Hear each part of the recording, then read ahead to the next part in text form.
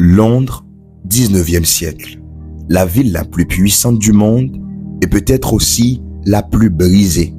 Dans certaines rues, la richesse de l'Empire britannique brillait sous les lampadaires, mais quelques pas plus loin, dans les ruelles sombres, des milliers d'hommes, de femmes et d'enfants vivaient dans la misère, l'alcoolisme et le désespoir. Des quartiers entiers où l'église n'allait presque jamais. Pour beaucoup de pasteurs de l'époque, ces foules étaient considérées comme irrécupérables, trop pauvres, trop sales, trop perdues. Mais un homme refusa d'accepter cette réalité. Cet homme n'était ni un évêque célèbre, ni un théologien universitaire. C'était simplement un prédicateur brûlé par une conviction. Si Jésus est mort pour tous, alors l'évangile doit atteindre même les rues les plus oubliées. Son nom était William Booth. Avec sa femme, il allait déclencher un mouvement qui quitterait les bâtiments religieux pour envahir les rues, les marchés, les prisons et les tavernes. Un mouvement qui marcherait comme une armée, qui chanterait comme un réveil et qui sauverait des millions de vies. Ce mouvement allait s'appeler The Salvation Army, l'armée du salut. Mais l'histoire de cette révolution spirituelle ne commence pas dans une cathédrale. Elle commence dans la pauvreté, dans les larmes d'une famille ouvrière et dans le cœur d'un jeune garçon qui allait un jour déclarer « Je ferai tout ce qui est en mon pouvoir pour sauver les âmes ». Voici l'histoire de l'homme qui transforma la mission chrétienne et qui osa déclarer la guerre à l'enfer. Salut, que la grâce soit sur ta vie. Bienvenue sur cette chaîne. Dans cette série, chaque vidéo est une plongée dans la vie de celles et ceux qui ont marqué l'histoire par leur foi, leur passion et leur engagement. Des biographies inspirantes, des parcours bouleversants, des réveils spirituels, tout cela pour nourrir ta foi et t'encourager dans ta marche. Si ce contenu t'interpelle, abonne-toi, clique sur j'aime et surtout, partage cette vidéo avec quelqu'un qui a besoin d'être encouragé aujourd'hui. Chapitre 1. L'enfant de Nottingham. Avant les foules, avant les fanfares, avant l'uniforme et les drapeaux de ce qui deviendrait plus tard The Salvation Army, l'armée du salut, il y avait simplement un enfant. Cet enfant s'appelait William Booth. Il naquit le 10 avril 1829 dans la ville industrielle de Nottingham, en United Kingdom. À cette époque, l'Angleterre vivait les bouleversements de la révolution industrielle. Les villes grandissaient, les usines tournaient jour et nuit, mais derrière cette prospérité apparente se cachait une réalité beaucoup plus sombre. La pauvreté était partout. Les familles ouvrières vivaient entassées dans de petites maisons humides, les enfants travaillaient très jeunes, l'alcoolisme ravageait des quartiers entiers. Dans certaines rues, l'espérance de vie ne dépassait même pas 40 ans. C'est dans cet environnement que grandit le jeune William. Son père, Samuel Booth, avait connu une certaine aisance, mais la famille tomba progressivement dans les difficultés financières. La situation devint si difficile que William dut quitter l'école très tôt. Il n'était encore qu'un adolescent lorsque sa mère le plaça en apprentissage chez un prêteur sur gage. Ce métier l'amena à voir une réalité brutale que beaucoup de chrétiens à l'époque préféraient ignorer. Chaque jour, des hommes et des femmes entraient dans la boutique avec leurs derniers biens dans les mains. Une montre héritée d'un père, une robe de mariage, une couverture, parfois même les vêtements d'un enfant. Ils échangeaient ces objets contre quelques pièces, juste pour pouvoir manger un jour de plus. Le jeune William observait ces scènes en silence. Il voyait la honte dans les yeux des pères, il voyait les larmes retenues des mères. Et quelque chose commença à se former dans son cœur, une compassion profonde pour les pauvres. Bien plus tard, cette expérience marquerait toute sa vision du ministère. Car Booth comprit très tôt une vérité que beaucoup d'églises de son époque n'avaient pas encore saisie. On ne peut pas parler du ciel à quelqu'un qui meurt de faim. Cette conviction deviendrait un jour la devise simple mais puissante qui résumerait toute sa stratégie. Soupe, savon, salut. Mais à ce moment-là, William Booth n'était encore qu'un jeune garçon en apprentissage. Et pourtant, dans l'ombre de cette petite boutique de Nottingham, Dieu était déjà en train de préparer un homme qui allait un jour défier les systèmes religieux, envahir les rues des villes et lancer un mouvement qui toucherait le monde entier. Cependant, avant de devenir un réformateur social, avant de devenir un général spirituel, William Booth devait d'abord vivre une rencontre personnelle avec Dieu, et cette rencontre allait changer le cours de sa vie pour toujours. Chapitre 2. Le feu de la conversion. La pauvreté avait déjà marqué son cœur, mais il lui manquait encore quelque chose. Une rencontre personnelle avec Dieu. Le jeune William Booth grandissait dans une Angleterre où le christianisme existait partout, mais où la foi était souvent devenue froide et formelle. Beaucoup allaient à l'église le dimanche, mais les rues restaient remplies d'alcooliques, de prostituées, d'enfants abandonnés et de criminels. William observait ce contraste. Comment une nation chrétienne pouvait-elle être remplie d'une telle misère? La réponse allait commencer à se former dans son cœur lorsqu'il entra en contact avec les réunions du mouvement méthodiste. À l'époque, l'influence spirituelle de John Wesley continuait de parcourir l'Angleterre. Les méthodistes prêchaient une foi vivante, passionnée, centrée sur la conversion personnelle et la sainteté. Ces réunions étaient très différentes des services religieux traditionnels. On y priait avec ferveur, on y chantait avec conviction et surtout, on appelait les hommes à se repentir et à donner leur vie à Dieu. Un soir, alors qu'il n'était encore qu'un adolescent, William Booth prit une décision qui allait transformer toute son existence. Il se leva dans une de ces réunions et donna sa vie à Jésus-Christ. Ce ne fut pas une expérience religieuse superficielle, ce fut un feu intérieur. À partir de ce jour, une conviction brûlante l'habita. Les âmes perdues devaient entendre l'évangile. Très rapidement, ce jeune converti commença à faire quelque chose d'inhabituel pour son âge. Il se mit à prêcher dans les rues, dans les marchés, sur les places publiques, au coin des ruelles, là où se trouvaient les foules. Il n'avait pas encore de titre officiel, il n'était pas pasteur, mais il avait déjà ce qui caractériserait toute sa vie, une passion incontrôlable pour sauver les âmes. On raconte qu'il passait parfois des nuits entières à prier pour la conversion des pécheurs de sa ville. Cette discipline intense de prière allait plus tard devenir une marque de son mouvement. Les premiers salutistes appelleront ces longues sessions de prière le knee drill, littéralement l'exercice à genoux, comme un entraînement spirituel de soldat. Pour eux, la prière n'était pas un rituel tranquille, c'était une guerre spirituelle. Mais pendant que William grandissait dans ce feu, Dieu préparait aussi une autre personne qui jouerait un rôle décisif dans sa destinée. Une femme d'une intelligence remarquable, d'une foi profonde et d'un courage extraordinaire. Son nom était Catherine Booth. Et lorsque ces deux vies allaient se rencontrer, une alliance spirituelle allait naître, une alliance qui ne transformerait pas seulement leur propre vie, mais qui allait déclencher un mouvement mondial. Chapitre 3. L'alliance de feu.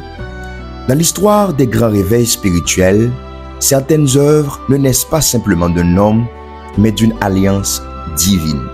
L'histoire de William Booth ne peut pas être racontée sans celle d'une femme qui fut à la fois sa conseillère, sa théologienne, sa partenaire de combat et pour beaucoup, l'âme spirituelle du mouvement. Cette femme s'appelait Catherine Booth.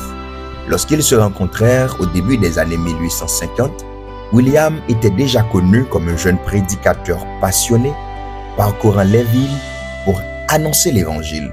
Mais Catherine, elle, possédait une profondeur intellectuelle et spirituelle remarquable.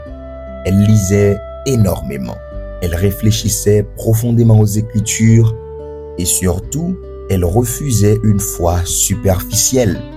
Très tôt, Catherine développa une conviction radicale qui choqua certains milieux religieux de son époque. Dieu appelle aussi les femmes à prêcher. À une époque où la plupart des églises interdisaient aux femmes de parler en public, elle affirmait avec courage « Il n'y a pas de sexe dans l'âme ». Pour elle, l'évangile ne pouvait pas être limité par les conventions sociales. Lorsque William et Catherine se marièrent en 1855, leur union ne fut pas seulement un mariage, ce fut une mission. Ils décidèrent de consacrer leur vie entière à une seule cause, amener l'évangile aux plus perdus. Pendant plusieurs années, William servit comme prédicateur méthodiste itinérant. Il parcourait villes et villages, prêchant avec une intensité qui bouleversait les foules. Mais très vite, une frustration commença à grandir dans son cœur. Les structures religieuses limitaient souvent son travail. On lui demandait de se concentrer sur les fidèles déjà présents dans les églises. Mais Booth sentait un appel différent.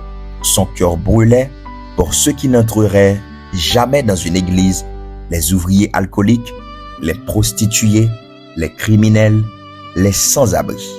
Un jour, il prit une décision radicale. Il abandonna la sécurité d'un ministère stable pour devenir évangéliste indépendant.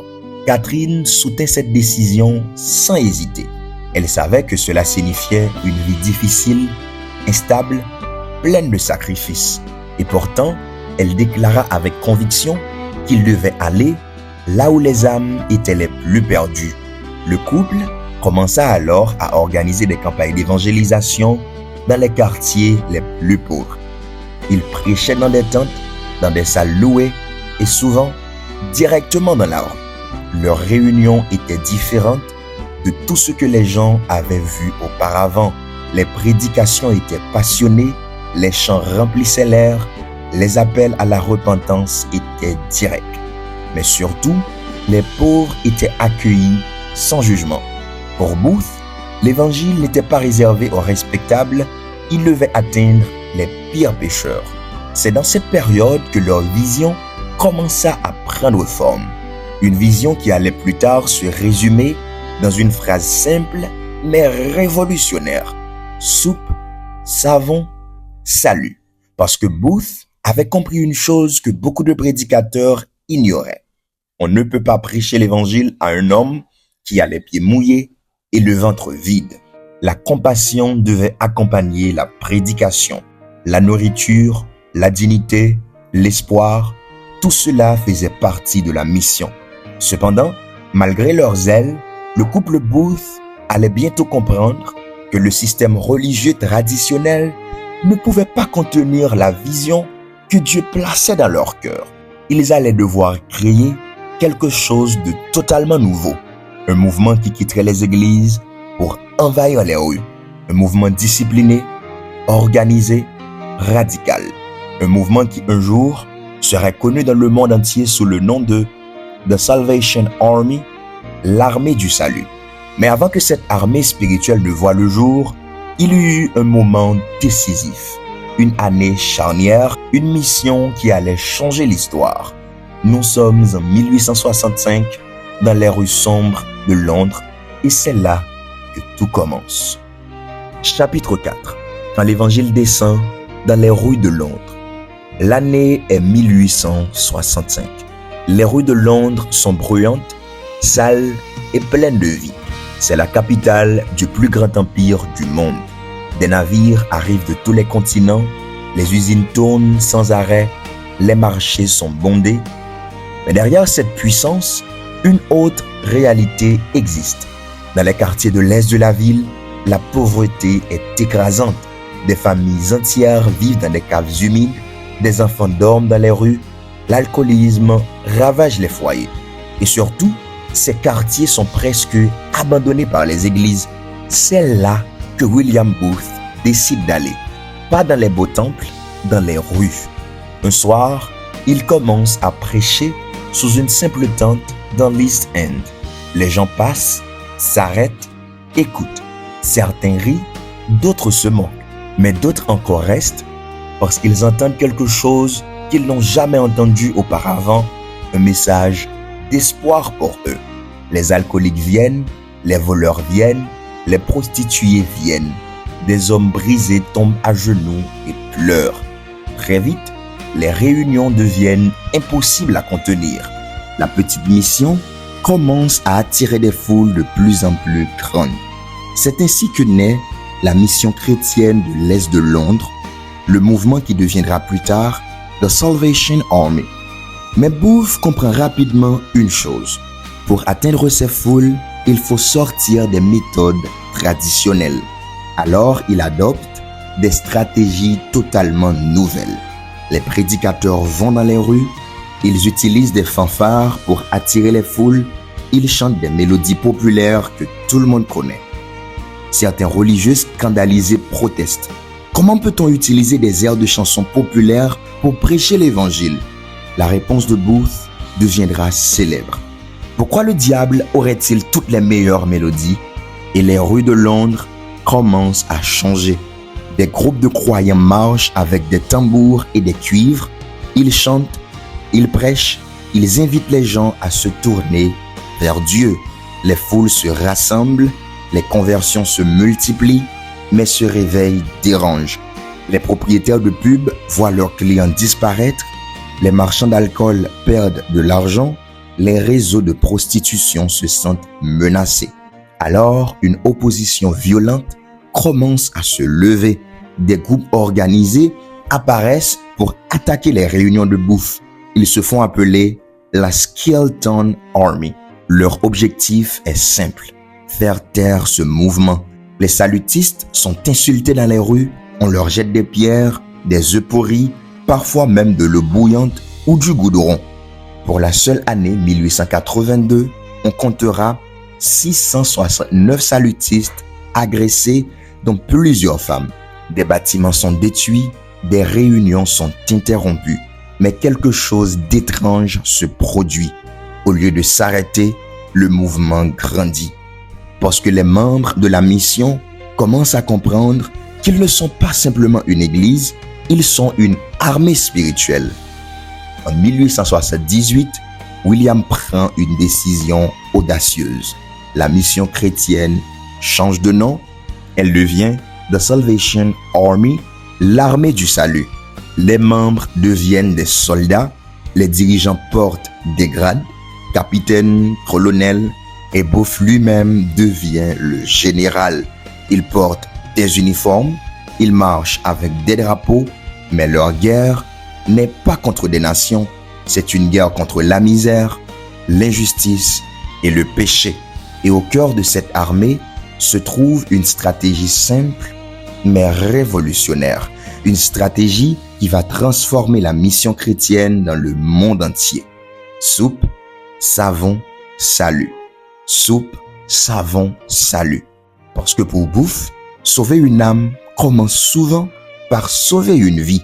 Et ce principe va bientôt donner naissance à un système d'action sociale si puissant qu'il attirera l'attention de toute l'Angleterre. Mais avant cela, l'armée du salut devra payer un prix terrible. Car lorsqu'un mouvement commence à libérer les captifs, l'opposition devient toujours plus violente.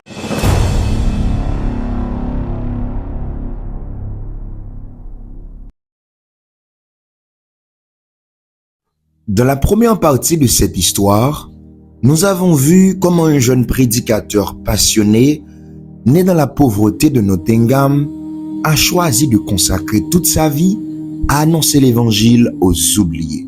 Nous avons marché avec lui dans les rues sombres de l'East End de Londres, là où les églises n'allaient plus. Nous avons vu la naissance d'une mission étrange et audacieuse qui prêchait dans les rues, chantait avec des fanfares et proclamait un message simple mais puissant. Soupe, savon, salut. Nous avons aussi vu la résistance, les moqueries, les attaques de la Skeleton Army, les pierres lancées contre ceux qui osaient croire que même les plus brisés pouvaient être transformés. Mais ce n'était que le début, car derrière ce réveil se cachait un prix immense. Un prix spirituel, humain et matériel que William Booth et ses compagnons étaient prêts à payer pour voir des vies changer. Dans cette deuxième partie, nous allons découvrir ce prix, mais aussi comment cette vision a donné naissance à l'un des mouvements chrétiens les plus influents de l'histoire. Une vision qui allait dépasser les rues de Londres et toucher le monde entier.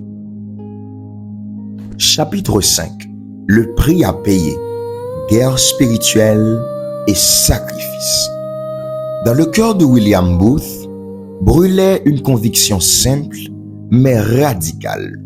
On ne peut pas sauver des âmes sans être prêt à tout donner. Il ne s'agissait pas seulement de marcher dans les rues de Londres ou de prêcher l'évangile aux marginaux. Non, c'était une véritable guerre spirituelle, une bataille où chaque heure, chaque pensée, chaque souffle comptait. Les nuits étaient longues, les prières intenses. Les premiers soldats de l'armée du salut s'agenouillaient dans la boue, parfois au milieu des marchés ou devant les tavernes, suppliant Dieu de transformer les pires cœurs de la ville. William parlait de need drills, des nuits de prière sans fin, parfois de 22h à 6h du matin. Catherine Booth insistait, vous ne pouvez pas prier pour que Dieu sauve la ville si vous n'êtes pas prêt à aller dans les rues pour le faire. Et ce n'était pas tout. La Self-Denial Week. Chaque salutiste devait se priver volontairement de quelque chose. Un repas, un loisir, un vêtement pour collecter de l'argent au profit des pauvres. Le but, forger des hommes et des femmes sanctifiés, prêts à donner tout ce qu'ils avaient, même leur confort, pour servir Dieu et les démunis. C'était une discipline de fer. Abstinence totale d'alcool, de tabac et de jeux, vie de sainteté radicale. Mais la guerre spirituelle n'était qu'une partie du sacrifice. La famille Booth vivait dans une mobilisation permanente, chaque jour guidée par la mission. Les enfants, au lieu d'une enfance normale, étaient envoyés aux quatre coins du monde. France, États-Unis, Australie, pour propager le mouvement. Catherine Booth, l'âme du mouvement, écrivait, dirigeait, priait et prêchait tout en luttant contre le cancer. Elle mourut d'épuisement à seulement 61 ans. William, quant à lui, portait le poids de la vision mondiale sur ses épaules, souvent au prix de sa santé et de son repos. William investit sa propre fortune. Il créa des entreprises sociales comme la fabrique d'allumettes sans phosphore pour protéger les ouvriers sans jamais chercher le profit. Chaque sou, chaque minute, chaque effort était dédié à ceux qui n'avaient rien. Ils vivaient souvent dans la pauvreté volontaire, donnant d'abord aux pauvres, se privant eux-mêmes. Et puis, il y avait les rues elles-mêmes, parfois plus dangereuses que n'importe quel adversaire. La fameuse Skeleton Army continuait de frapper. Les salutistes étaient insultés, frappés, traînés dans la boue. Certains bâtiments furent détruits, certaines réunions interrompues. Mais la peur ne les arrêta jamais. Car William Booth avait gravé dans le cœur de ses soldats, tant qu'il y aura une âme perdue, je me battrai. Chaque jet de pierre, chaque insulte, chaque sacrifice humain ou matériel n'était que une preuve que la mission valait la peine. Chapitre 6. Les colonies transformaient la misère en espoir. Après avoir payé un prix inimaginable, William Booth savait qu'il fallait aller plus loin que les rues de Londres. Distribuer de la soupe, laver les corps et prêcher l'évangile était essentiel, mais insuffisant. Pour changer durablement des vies, il fallait créer des solutions concrètes, structurées, capables de rompre le cycle de la pauvreté. Les colonies urbaines apprennent un métier pour renaître. Booth imagina les colonies urbaines, des centres où les sans-abri et les marginaux pouvaient travailler en échange de nourriture et d'un toit. Ces lieux n'étaient pas seulement des refuges temporaires, c'étaient des terrains de reconstruction humaine. On y enseignait un métier, menuiserie, couture, métallurgie. On y apprenait la discipline et la responsabilité, mais aussi la dignité et l'espoir. Les hommes et les femmes qui étaient perdus dans les rues de Londres commençaient à voir qu'un nouveau départ était possible. Une vie de misère pouvait se transformer en une vie utile, productive et honorée. Les colonies agricoles, la nature comme école de vie. Mais Booth ne voulait pas que la réinsertion soit seulement urbaine. Il lança des colonies agricoles, des fermes comme celle de Hadley, où les citadins étaient formés à l'agriculture. Dans ces fermes, on cultivait la terre, on apprenait le travail manuel et la patience. On retrouvait le rythme de la vie saine, loin du chaos des rues et de la tentation de l'alcool. On redécouvrait la valeur du travail et la satisfaction d'une vie structurée. Ces colonies devenaient de véritables lieux de renaissance où chaque individu pouvait se reconstruire dans son corps, son esprit et son âme. 3. Les colonies outre-mer offrirent un nouveau départ. Booth pensait aussi aux familles brisées. Il organisa des programmes d'émigration vers les colonies britanniques, offrant à ceux qui étaient dans l'extrême pauvreté une véritable chance de recommencer ailleurs. Les familles recevaient un logement, un travail et une communauté qui les soutenait. Des vies entières furent sauvées, des générations futures protégées. Chaque émigration était une réécriture complète du destin de ces familles. In Dorcas, England and the Way Out, le plan global. Toutes ces initiatives étaient décrites dans son manifeste révolutionnaire de 1890, In Dorcas, England and the Way Out. Dans ce livre, il montrait que la charité temporaire n'était pas suffisante. Il proposait des solutions structurées et durables. Il associait mission spirituelle et action sociale, posant la base de ce qu'on appelle aujourd'hui l'action holistique. Chaque colonie, chaque ferme, chaque programme d'émigration était un pas vers un monde où la misère pouvait être vaincue, non seulement dans l'âme, mais dans la vie réelle. Booth n'avait pas seulement inventé une armée spirituelle, il avait inventé une armée sociale capable de sauver les âmes, transformer la société, rompre le cycle de pauvreté générationnelle. Et tout cela avec un principe simple. Soupe, savon, salut. Mais cette fois, la soupe devenait un plan de vie concret, un chemin pour sortir de l'obscurité et entrer dans l'espérance. Chapitre 7. L'héritage mondial quand la vision devient immense. William Booth s'éteint en 1912, mais son mouvement est loin de mourir. Ce qu'il a semé dans les rues de Londres explose maintenant à travers le monde entier. À sa mort, l'armée du salut est déjà présente dans 128 pays. Des milliers de soldats, hommes, femmes, jeunes et enfants marchent avec les mêmes uniformes, les mêmes drapeaux et le même cri de guerre. Tant qu'il y aura une âme perdue, nous nous battrons. Des églises, des refuges, des écoles et des hôpitaux portent son nom et suivent son modèle. La stratégie soupe, savon, salut continue à toucher des millions de vies. Les soupes populaires nourrissent chaque jour des centaines de milliers de personnes. Les colonies et centres de réinsertion ont sauvé des dizaines de milliers de familles de la pauvreté. Les programmes éducatifs et sociaux permettent à des générations de reprendre leur destin en main. Des chiffres parlent. Plus de 1,7 million de membres actifs dans le monde aujourd'hui. Chaque année, l'armée du salut aide directement plus de 30 millions de personnes grâce à ces programmes sociaux. Elle possède des milliers de centres sociaux, orphelinats, foyers pour sans-abri et cliniques. Les campagnes historiques, comme la lutte contre le travail des enfants ou l'alcoolisme, ont influencé la législation dans de nombreux pays.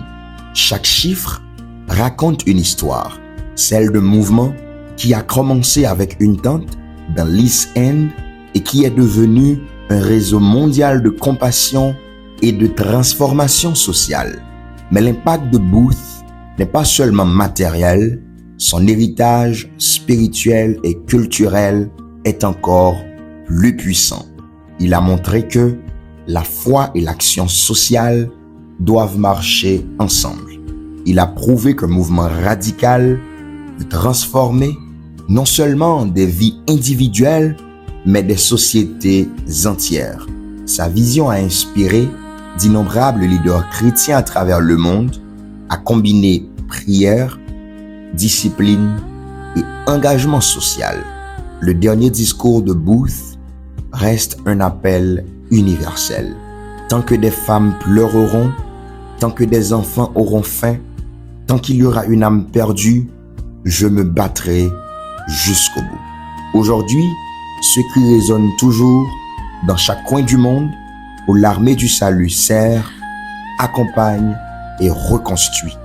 William Booth n'a pas seulement fondé un mouvement, il a donné naissance à un modèle éternel de foi, courage et action. De Londres au continent lointain, des rues étroites aux programmes sociaux mondiaux, son nom et sa vision continuent d'inspirer des millions d'âmes à chercher Dieu, à servir l'humanité et à ne jamais reculer devant la misère et l'injustice. L'histoire de William Booth n'est pas terminée. Elle vit dans chaque soldat de l'armée du salut et dans chaque vie transformée. Chère génération, la vie de William Booth doit nous parler.